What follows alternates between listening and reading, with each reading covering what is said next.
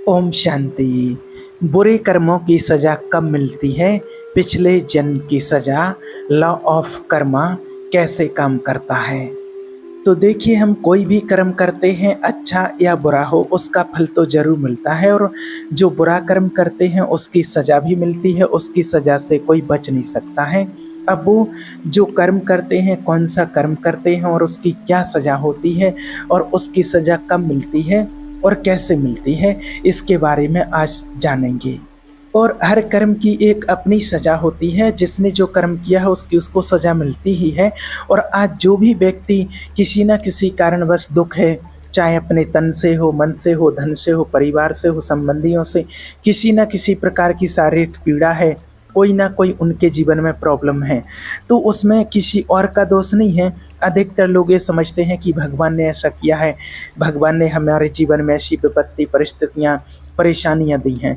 तो देखिए, आप इस बात को आप क्लियर कर लें कि भगवान किसी के लिए कोई तकलीफ़, कोई परेशानी, कोई समस्या में नहीं डालता है, क्योंकि भगवान को इससे कोई लेना देना नहीं होता है। ये सब कुछ होता है हमारे कर्म के अनुसार। आज भगवान ऐसा नहीं करता है कि एक व्यक्ति बहुत सुखी है और एक बहुत दुखी है, एक राजशाही जीवन जी रहा है और एक भिखारी का जीवन जी रहा है, और भिखारी होकर के उसको तमाम तकलीफ़ें हैं। एक व्यक्ति ऐसा है कि इसको एक मान लीजिए मेडिसिन लेने के लिए पैसे नहीं हैं और उसकी तबीयत खराब होती जा रही है। और एक व्यक्ति ऐसा है, संपन्न है, सब कुछ है, स्वस्थ है, उसके पास कोई बीमारी नहीं है, कोई परिस्थिति नहीं है, कोई परेशानी नहीं है। तो ये सब कुछ जो है कार्मिक अकाउंट के अनुसार ही होता है। जो हम कर्म करते हैं उस कर्म की ही हमको सजा मिलती है। तो देखिए, किस कर्म की सजा हमें कब भुगतनी पड़ती है और पिछले जन्म की सजा कब मिलती है, और आज जो कर्म कर रहे हैं उसकी सजा भी कैसे मिलती है। तो इसमें देखिए, सबसे पहले तो कर्म जो प्रिंसिपल होता है, कर्मा वो काम करता है कि जिसको जैसी तकलीफ़ आपने कभी दी है वैसी ही तकलीफ़ आपको मिलेगी, और वो ब्याज सहित मिलेगी। जैसे मान लीजिए, आपने अगर किसी को मेंटल तकलीफ दी है, प्रेशर डाला है, किसी को धमकाया है, डराया है, ये बेसिक सी बात है। मान लीजिए कि आप एक बॉस हैं और आपने अपने जूनियर होते हैं उसको बार बार आप धमका रहे हैं कि ऐसा कर देंगे, नौकरी से निकाल देंगे। और जो माना, आज लोगों को लगता है कि अरे ये तो कॉमन सेंस ही बात है, इससे क्या फ़र्क पड़ता है, लोगों को डराना पड़ेगा, धमकाना पड़ेगा, तो नहीं तो आएंगे नहीं, टाइम पर काम नहीं करेंगे, अपना ध्यान नहीं देते हैं। तो लोग तो ये समझ लेते हैं प्रेशर बनाना बहुत ज़रूरी है। लेकिन ये सत्य है कि जब समय आएगा, ये नेचर करती क्या है, जो कर्म का सिद्धांत है कि आज आपके पास पावर है और सामने वाले के पास पावर नहीं है, और आप जानते भी हैं कि ये मजबूर है व्यक्ति और ये आपकी बात को सुनेगा ही सुनेगा, और ये आपसे गुस्सा नहीं कर सकता है, और ये आपके आप बिना ये जाने किसी से बोलते रहते हैं कि अब समझते भी नहीं कि इसके दिल पर बीतेगी क्या। तो देखिए, रूल्स तो ऐसा है कि आप अगर इसकी जगह पर होते ना, आप अगर इसकी जगह पर होते तो आपको कितना दर्द होता, कितनी फीलिंग आती है ना।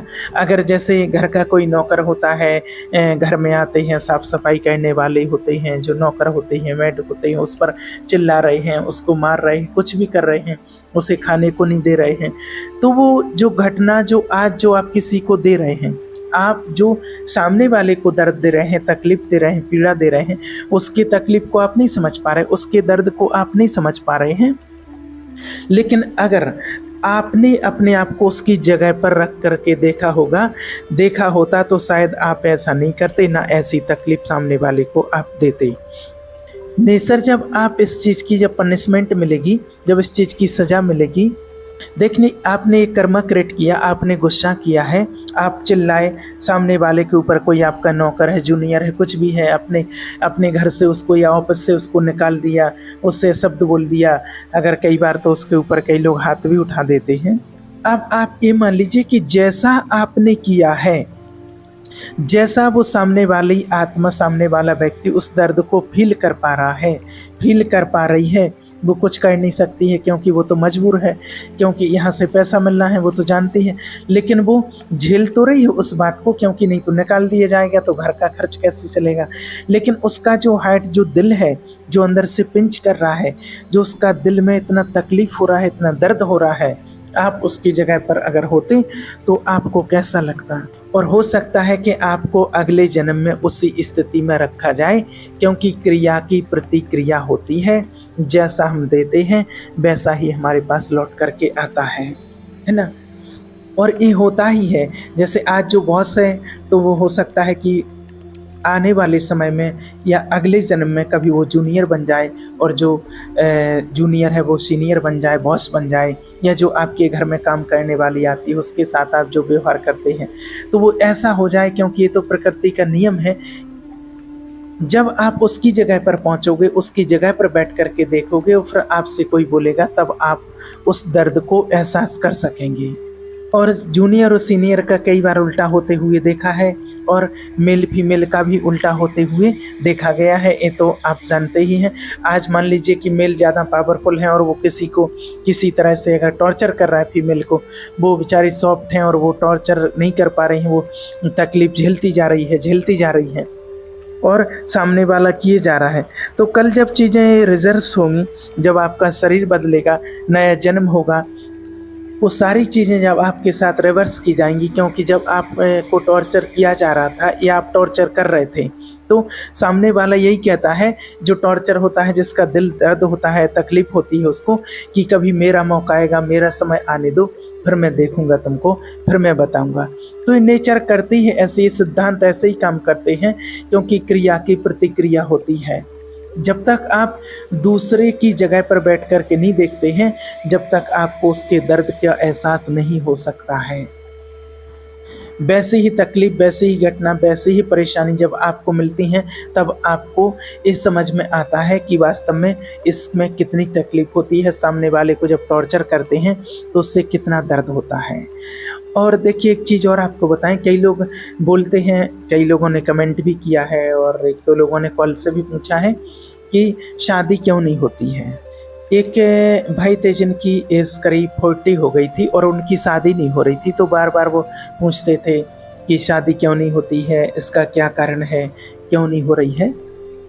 अब जिनकी शादियाँ नहीं होती हैं तो उनका कारण क्या होता है, देखिए कि जो पूर्व जन्म में वो आत्माएं ऐसा कुछ कर्म करके आती हैं, जैसे पूर्व जन्म में मान लीजिए हो सकता है किसी गांव में हो तो वो गांव के कोई सरपंच प्रधान हो सकते हैं, या फिर किसी समाज के अध्यक्ष हो सकते हैं, जिस समाज का अध्यक्ष हो, तो ऐसा माना उनके पास कोई पद हो जिसके कारण लोग उनकी बातों को सम्मान दें, उनकी बातों को सुना जाए, उनकी बातों को माना जाए। तो ऐसा कई केस देखने में आए हैं।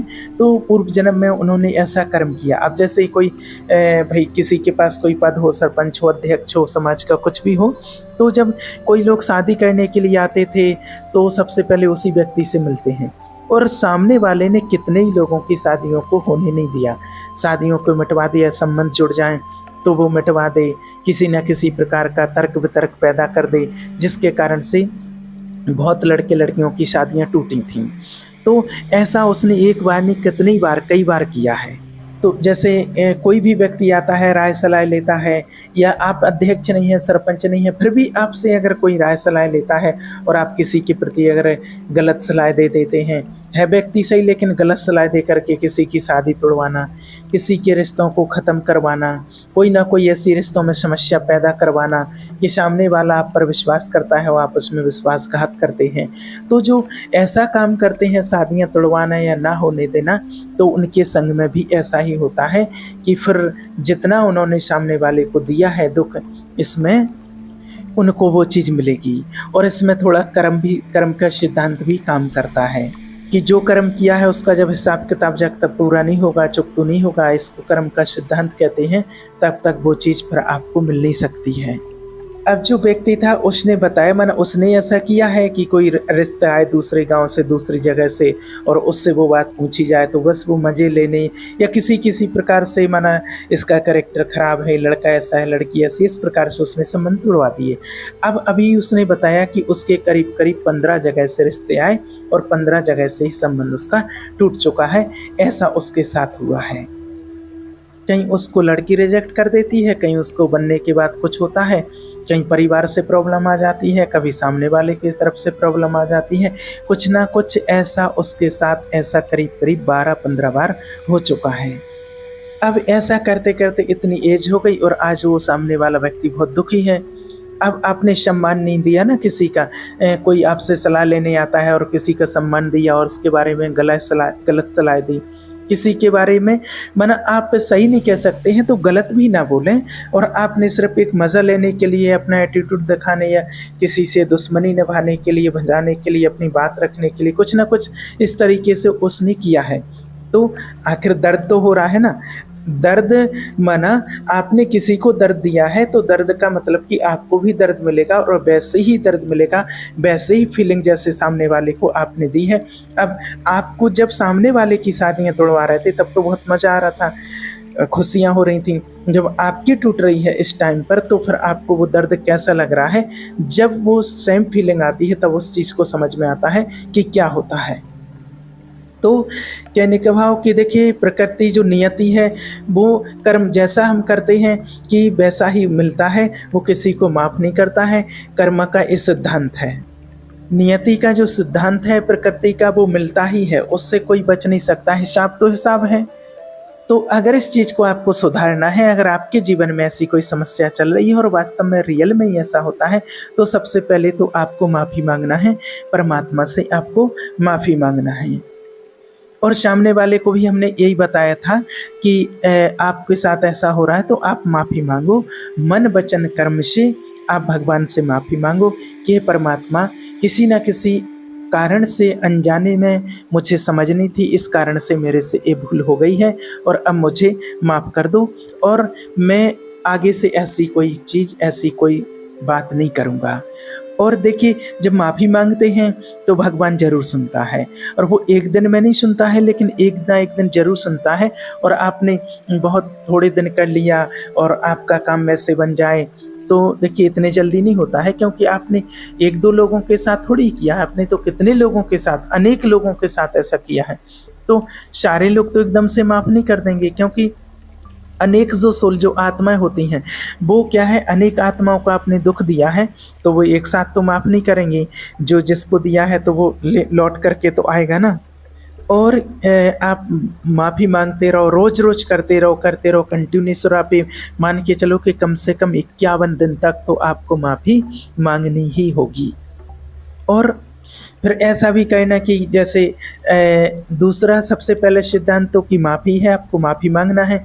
दूसरा सिद्धांत है कि आपको क्या करना है, जैसे कोई गरीब किसी बच्चियों की शादी हो रही हो तो उसमें जो आपसे हो सके थोड़ा बहुत उसमें आप मदद कर सकते हैं, अगर तो उसमें आप मदद करें। और तीसरी चीज़ है कि सच्चे मन और विश्वास के साथ आप ईश्वर का ध्यान करो, परमात्मा का ध्यान करो, जिससे कि आगे के लिए वो आपको प्रोग्रेस करे, तो फिर डेफिनेटली हो ही जाएगी। और बाद में हुआ भी ऐसे ही, जो वो भाई था और फिर कुछ 2-3 साल के बाद उसने बताया कि माना फिर उसकी शादी हो गई। तो आपने अगर कोई गलती की है, आपसे कोई गलती हो गई है, तो उसको आपको स्वीकार करना बहुत ज़रूरी है। हमें पता नहीं होता है कि पूर्व जन्म में हम क्या क्या करके आए हैं, इसलिए भगवान से माफ़ी ज़रूर मांगनी चाहिए अगर आपके जीवन में कोई भी किसी भी प्रकार की समस्या चल रही है तो। और आज देखिए, एक और सबसे बड़ी जो गलती कर रहे हैं लोग, नॉनवेज खाते हैं। तो आप सोचिए कि आपने अपनी जीभ के टेस्ट के लिए मात्र किसी की गर्दन काट दी। कोई इतना आसान नहीं है कि आपको लगे कि अरे इसमें क्या होगा, इसमें क्या फ़र्क पड़ता है, मेरे को तो अच्छा लगा, टेस्ट आ गया, स्वाद आ गया। लेकिन तुम्हें तो टेस्ट आ गया, लेकिन जो सामने वाले किसी भी पशु पक्षी का आपने गला काट दिया है तो उसको कितना दर्द होगा, उसका परिवार रोया होगा, उसका परिवार छूटा होगा, उसको कितनी पीड़ा होती है ना। उसके अंदर से बद्दुआएं नहीं निकलेंगी क्या? तो ये बद्दुआएं निकलती हैं उनके अंदर से, और ये बद्दुआएं आपके पास आती हैं और आपको वो झेलनी पड़ती हैं। ये सनातन प्रकृति है, इसको कोई माफ़ नहीं कर सकता। तो इसलिए आपने जो किया है उसके लिए आपको माफ़ी मांगनी ही पड़ेगी। पहली चीज़ माफ़ी, और जब आप माफ़ी मांगेंगे तब परमात्मा आपकी बात को सुनना शुरू करेंगे, फिर आपके बाकी उपाय काम करते हैं। और कई बार लोगों का कर्म इतना पावरफुल होता है कि उसके कारण उनको ऐसी बातों पर या भगवान पर, यूनिवर्स पर विश्वास ही नहीं होता है कि ऐसा कुछ नहीं होता है। तो वो उनका इतना पावरफुल कर्म है कि वो उस चीज़ को मानने, स्वीकार ही नहीं करना चाहते हैं, और वो उस चीज़ को सुधारना ही नहीं चाहते हैं। और वो कहते हैं कि हमें तो कोई रास्ता ही नहीं मिलता है, हमें कोई रास्ता ही नज़र नहीं आ रहा है, क्योंकि उनका कोई कर्म इतना स्ट्रॉन्ग होता है। और जो समझ जाते हैं उस चीज़ को तो वो अपने कर्म से बाहर आ जाते हैं, उसके लिए माफ़ी मांग लेते हैं और उसके लिए परमात्मा को याद करते हैं। तो उस चीज़ से उनको जो कर्म किया है उसका ऐसे कि फल तो मिलता है ना, लेकिन उसका जो कर्म आता है हमारे पास लौट करके तो उसका वेग थोड़ा कम हो जाता है कि जिससे उसको आराम से आप सहन कर सकते हैं। तो अगर किसी के साथ भी ऐसी प्रॉब्लम होती है तो थोड़ा भगवान के आगे झुकना तो शुरू करें। हमें माता पिता ने जो संस्कार दिए हैं या जो रियलिटी है या हमारे साथ कोई जो प्रॉब्लम चल रही है तो क्या जाता है हमें ईश्वर से माफ़ी मांगने में और उन आत्माओं से माफ़ी मांगने में। और भगवान तो देखिए बहुत सॉफ्ट हैं, वो ऐसा नहीं है कि आपको माफ़ नहीं करेंगे। कहा भी जाता है कि भाई ईश्वर से डरो या ना डरो, वो तो आपको माफ़ कर देंगे क्योंकि वो तो आपका पिता है। लेकिन कर्म ऐसा होता है कि वो आपको माफ़ नहीं करता है, कर्म का फल हर किसी को भोगना ही पड़ता है। इसलिए कहा जाता है कि ईश्वर से डरो या ना डरो, अपने कर्म से ज़रूर डरो और बहुत ही सोच समझ के कर्म करना चाहिए। कोशिश करो हमारे मन वचन कर्म से किसी को कोई दुख ना हो। ओम शांति।